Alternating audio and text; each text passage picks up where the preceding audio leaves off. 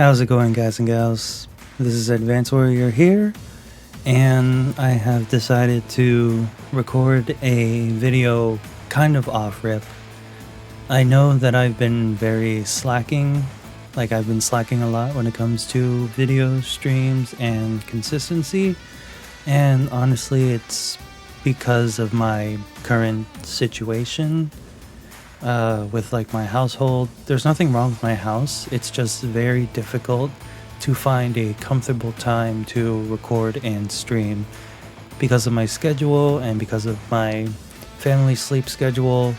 I can't really find the best time to record a video on the weekdays, and they're probably going to bed at this point, and I wouldn't have a lot of time to record.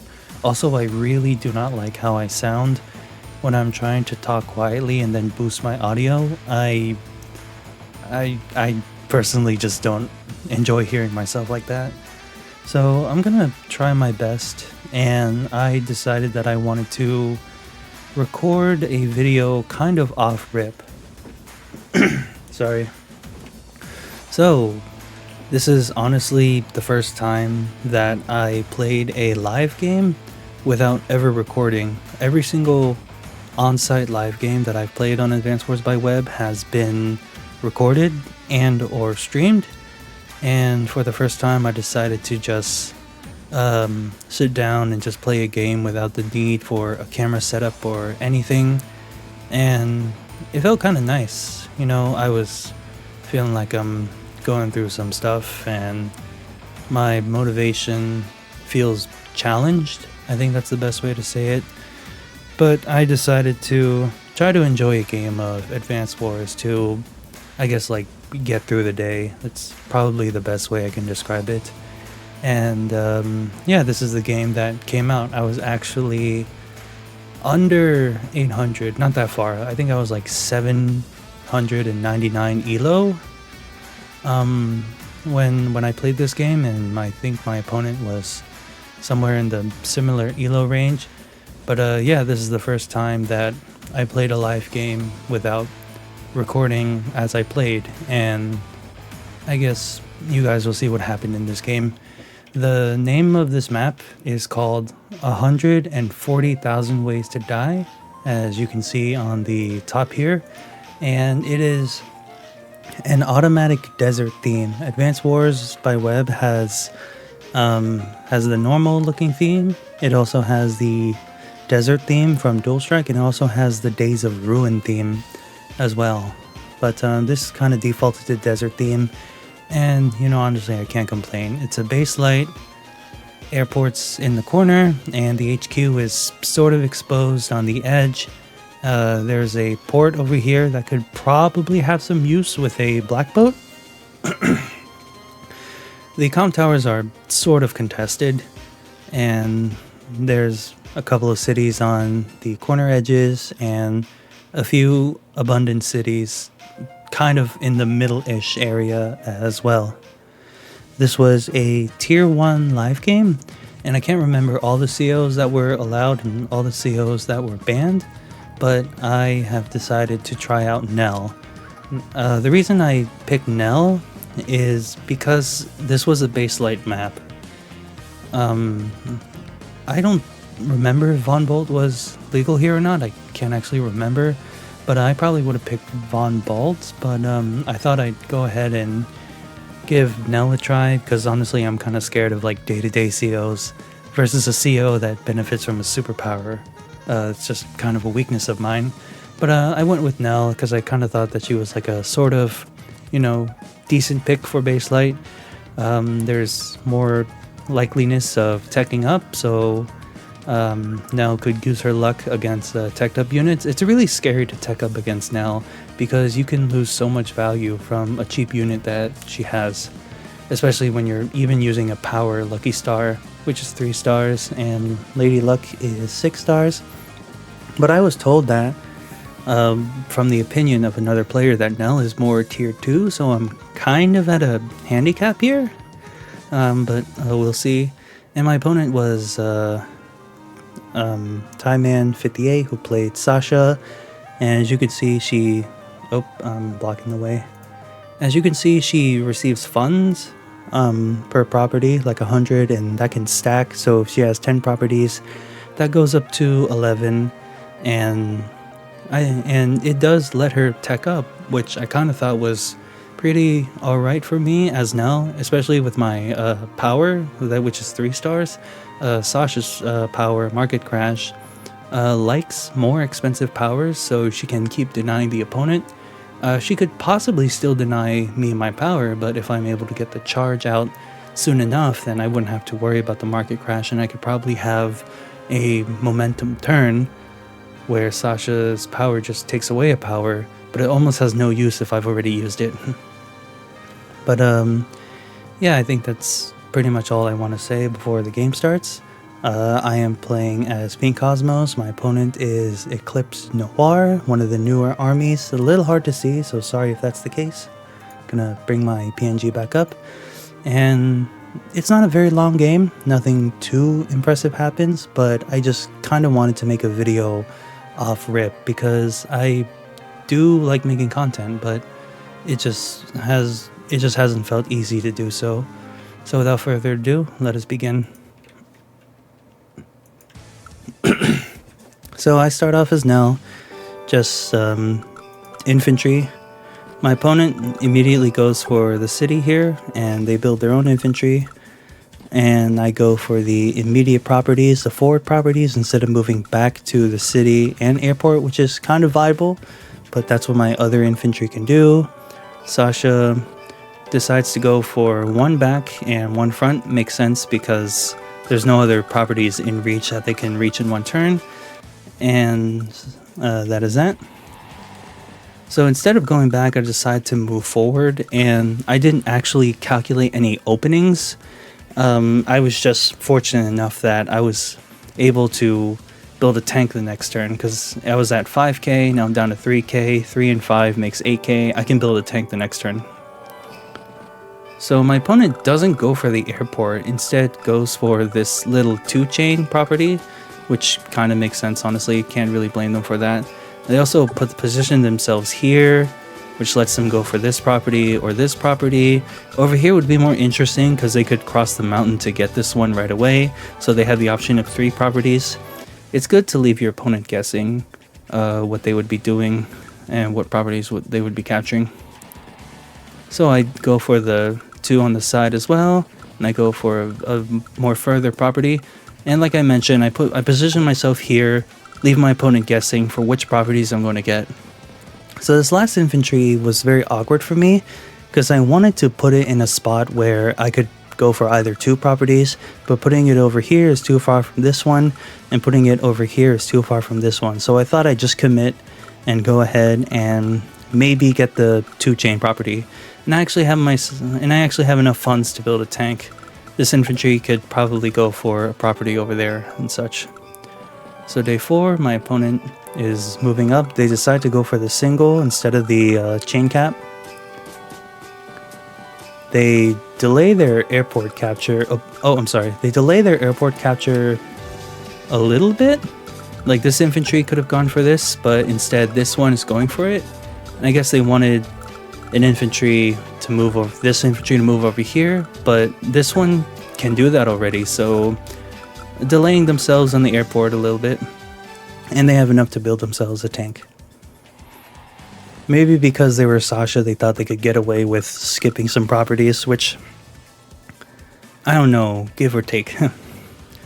So I decided to go for the port, because this one from the airport can actually go for either the port or the city. I just thought I'd get the port, because maybe I'd want a black boat sooner, maybe not, who knows. So I capture properties. I'm moving my tank up in hopes to possibly threaten any, outskirt infantry. And I make a weird move. I buy an APC only because I just had enough, 6k funds. I just had enough. I built an APC because this can transport this all the way over here somewhere. And then I'd have one of these 2 captured and it'd be ready to transport another unit. I thought it was a good idea in my mind, but we'll see. I can still afford a tank the next turn. So my opponent's capturing properties, they're capturing the airport. And the tank moves up. It is threatening this city, although I can keep a tank around to protect it. And they build another tank and an infantry. That's the ABBA order. One player has a tank. The other player has 2 tanks in a chain, and then after that, the other player gets a tank, which is what I have, even though I built an APC. So yeah, I decided to move it here. So next turn it can go here and then capture this city, and then this infantry could probably go somewhere, but maybe there's no point. Like, this infantry could go here, and then it can capture either the comm tower or the city. So I don't go for a chain, I just let both of these get captured, and I have the tank sitting on the city, getting ready to shoot any infantry that it can for free. And I build another tank, and I build it on the backside to protect these infantry. Alright, so the tanks are moving up. My opponent has 2 infantry that can capture these 2 properties, capture the port. This infantry can capture this city, and they build 3 tanks in a row and an infantry, while I only have 2 tanks that are too far apart and an APC. So I go for the comm tower, which is guaranteed for me, and I try to go for this free hit. And it is kind of far apart from my army. I thought it was still close enough that I could try to protect some units, but you'll see that my opponent has a way to cut this tank off from protecting my middle. I went for a free hit, but was it really worth it? Try to capture this property, and I use the APC to boost an infantry to protect the city. Like, it feels so close to my tank, but you guys will see what happens. And I decided to build a battlecopter just because I had enough funds, but they already have 3 tanks. I just have 2 tanks and a copter. Day 7, opponent goes for the comm tower, captures with this infantry, and has the other infantry go for this city here. Makes sense. There is a 3 chain if possible. But they decide to go for the hits, and now I'm in an awkward spot because I can no longer attack from the city and be on a safe terrain to attack this tank. In fact, I can't even attack the tank, period. So my opponent was able to wall off my tank with these infantry, and that is why, like as I was playing, I realized that this tank is too far ahead and has the potential to be cut off. A mistake by me. He basically just gets a free infantry kill. So I try to capture properties, and I think at this point this is where I slowly realized that I shouldn't be pushing towards the west. I should be pushing more towards the north, because these 2 can move up a lot faster than these 2 moving towards the left, especially with this one back here. I thought I could make that up using a transport, but this APC hasn't been really doing much. But yeah, I decided to move the tank up and the copter like in the middle-ish, because all his tanks are over here. This tank should be free to do mostly what it'd like to do, and I have to pull back because I am not gonna try to stick around and hit infantry anymore now that tanks are in the picture. And I try to protect this comm tower property. 1, 2, 3, 4, 5, 6. It couldn't have hit my tank putting it over here, but I don't really know why I did that. At this point I feel like I'm behind on tanks, so I decide to build another tank instead of an anti-air. And that copter is on its way.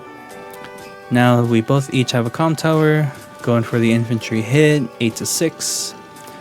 And there are 3 tanks right there, and deals 9 damage to my APC. And then there's 1 tank trying to protect the units over here, but it can't protect this one. It stayed far back because of this tank right here. It doesn't want to get first struck. And yeah, you can really start to see like what's more dominant, what's the more dominant side for each player. Like Eclipse is able to bring all the units over here, and I'm able to send my units up towards the top right.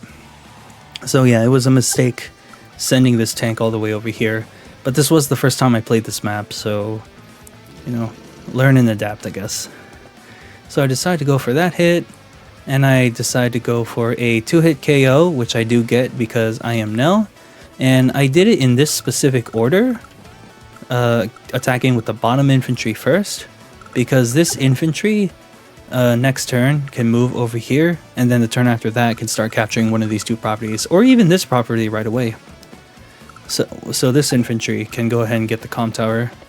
So it's looking very likely that we're gonna have a comm tower swap. So I decide to pull my units back. I realize this is no longer my strong side, and they're gonna start capturing my tower. They don't have a healthy infantry yet, thank goodness. And I have 2 healthy infantry by the comm tower, so we're very likely to see a comm tower swap. But I'm also very scared of a potential HQ capture that my opponent could do.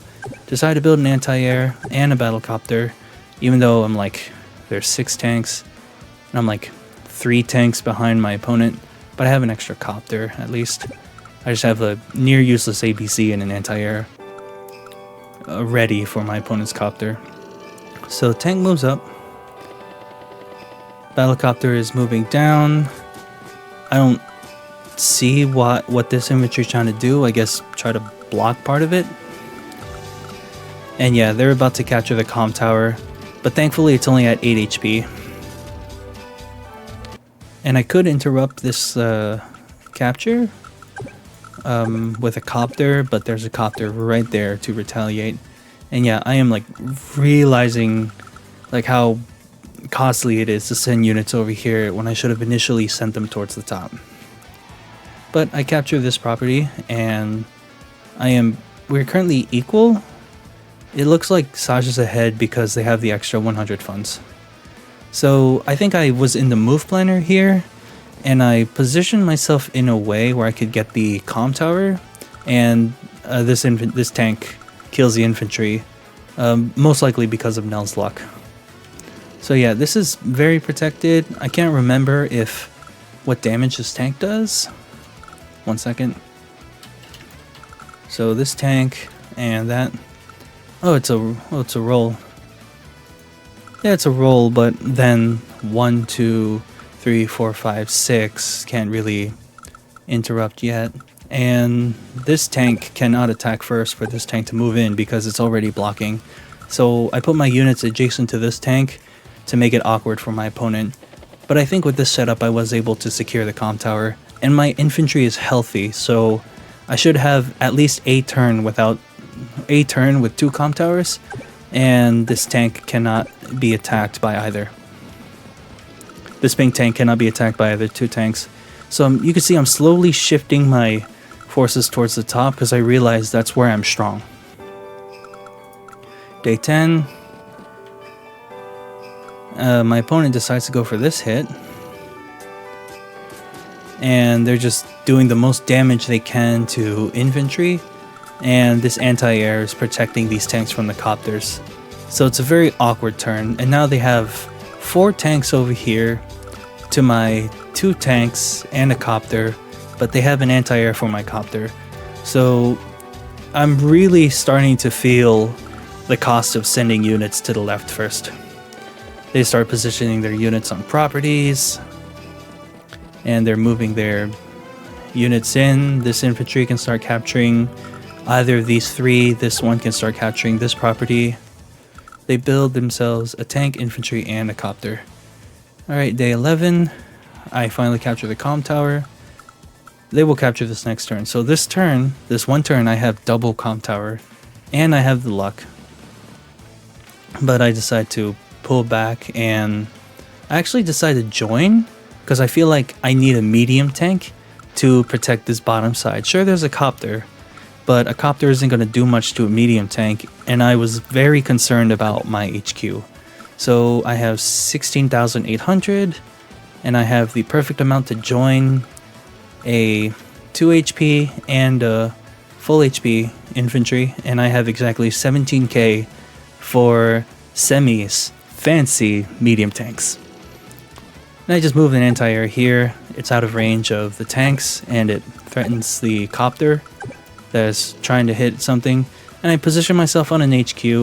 I also put this infantry here so I can't get attacked from a forest. So they only have to attack from They have to use units to kill this infantry, or they have to attack from a road to an HQ, which is very awkward. Especially since I'm Nell, I have luck on my side. And yeah, here I try to wall up, and I try to send my tank back. And I try to position myself in a way where I can protect almost all my units. Yeah, just like trying to make walls, as flimsy walls as best as I can. Finally build the medium tank. It has 2 forest tiles to go through, so it's going to be a little bit awkward. I build an infantry and I position my tank here. So here you will see that my opponent is able to get a first strike on this tank. See if you guys can see it before it gets to it. Oh nope, it already got there. Anti-air one-shots his infantry. Tank is able to get a first strike on the shoal. 8-3, that still really hurts. And they're getting all these little free infantry hits. They're trying to go for damage. This one's a little rough because I'm going to go up to 8 HP to 7 HP. And they try to go for this hit here. They kill the infantry. They capture the city. Capture more cities. Copter is positioned back here, far enough away from my copter. 1, 2, 3, 4, 5, 6. So if I found a way to break through, this copter cannot hit. And yeah, my opponent is really pushing their forces down. They're already capturing this property before I could even capture one of these. They build another copter, they build an artillery, and they build an infantry. So it is day 12. My opponent is about to flip this property unless I do something about it. They're about to gain this one. They'll capture this in 2 turns when I haven't even had this one yet. And I let a tank get first struck, which really sucked. But I do have several tanks nearby. There is a handful of forests though, so it's a little tricky to get to attack from all angles. But I sat in the move planner because I think I have decent time, and this is the turn that I was able to this is the turn that I came up with. Medium tank moves up, of course, just hoping I could protect the HQ, because this infantry could just let go of the city and immediately capture my HQ, and then how can I, like, I'll be on the back foot, obviously. So I decide to cross the mountain, go around, and get this 2-hit KO, opening up this side of the tank. I move my 1 HP infantry out of the way. I repair the tank, and I go for a first strike here. So I need, let's say, 7,100 points of damage. I hit the tank. Sasha now has her power. If I don't get my power next turn, they can deny it the next turn. So if I don't get my power this turn, they can deny my power the next turn. So using my Nell luck, I was able to kill a 2 HP tank. Copter moves down. I damage this down to 5. And this tank, I attack the healthy tank, which allows me to get my power, and then I start going to work. I activate my lucky star. My copter gets a first strike, does 7 damage to this tank. And I have another tank to clean it up. Next I have my tank to attack this tank, and I do 9 whole damage to it, and this 4 HP infantry doesn't get it, unfortunately. What is fortunate though is that this copter is protected by these tanks. In this position, there's not a whole lot my opponent can do to allow this anti-air to hit this, to kill this tank and then hit my copter. And obviously that's the best thing that you want to do with copters. You want them to attack, have them take no damage from a counterattack, because tanks are attacking with machine guns. And then you just move another unit in and just wall off the copter from any anti-air threats. And like, this anti-air is threatening to my copter, but this anti-air is no threat to my tanks. And that's kind of like the whole triangle that Advanced Wars by Web has. So I decided to move back and wall this up as well. but if they attack, I have like a copter that could defend from it. I have this infantry moved up to threaten these two properties, and I have my anti-air here to finish off the 3 HP tank. So now you can see this tank cannot do anything with other units. It did not protect this tank here that was here, and it cannot attack this anti-air. If my opponent tries to attack my anti-air with their 5 HP tank, and then they try to attack my copter, my anti-air is still at like 7 or 8 HP according to the damage calculator, actually. Yeah, 7 to 8 HP. If they use the power, it would just straight up be 7 HP. But 7 HP anti-air is still a threat to a copter, especially if it's damaged from a potential counterattack. And this is a lucky copter though, too. So that copter will be wounded, and a wounded anti-air obviously is just gonna deal with a wounded copter.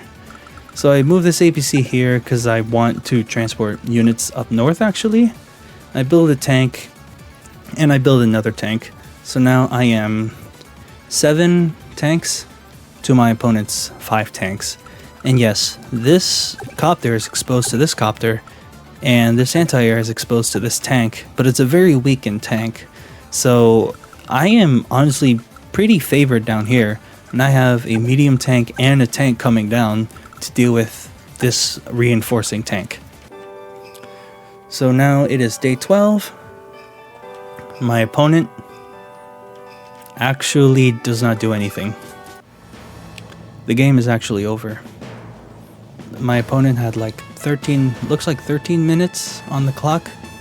They logged off and they let the whole 13 minutes run out, and with that technicality, I won the game.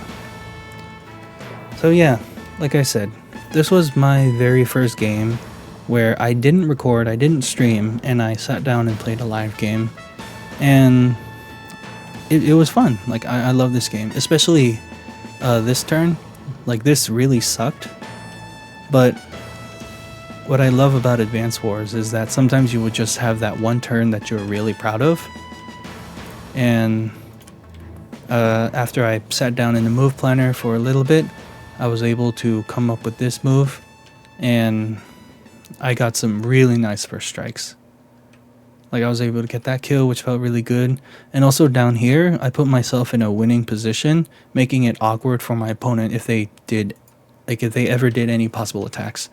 Like that copter hit, and then that tank hit, another tank hit. I don't get the kill, but it's a 1 HP tank. Try to protect my 9 HP, move the rest of my units up. Anti-air kills the 3 HP. This tank is too far behind to try and reinforce, and it's very awkward for my opponent to deal with everything down here.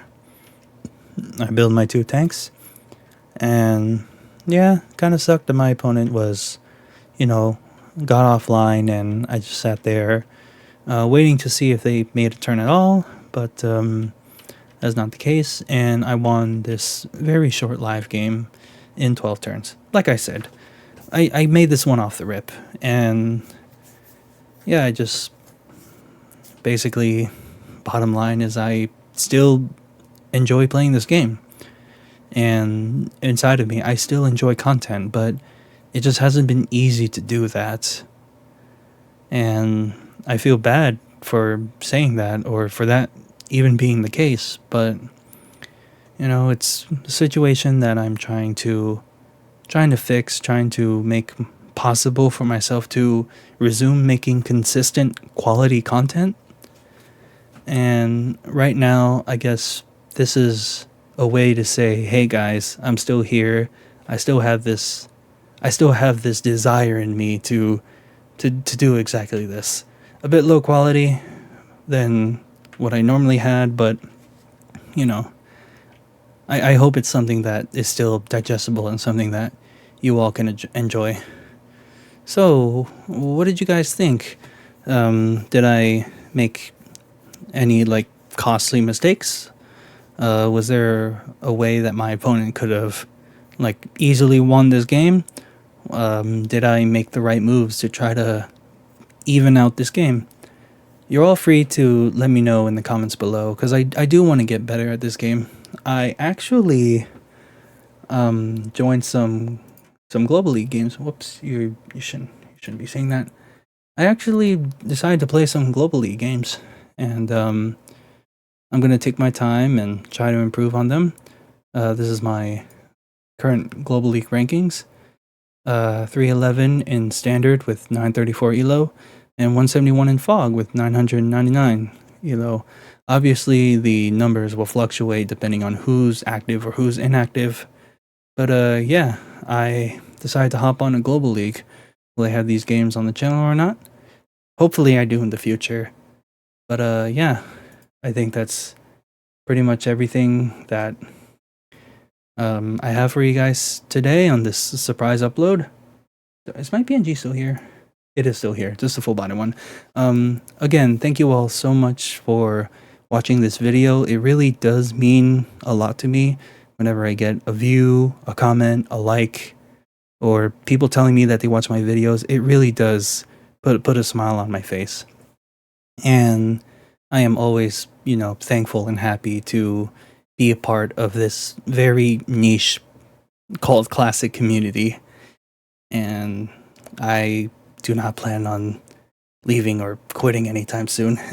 Guys and gals, I am Advanced Warrior. You all have my warmest regards. Please take care.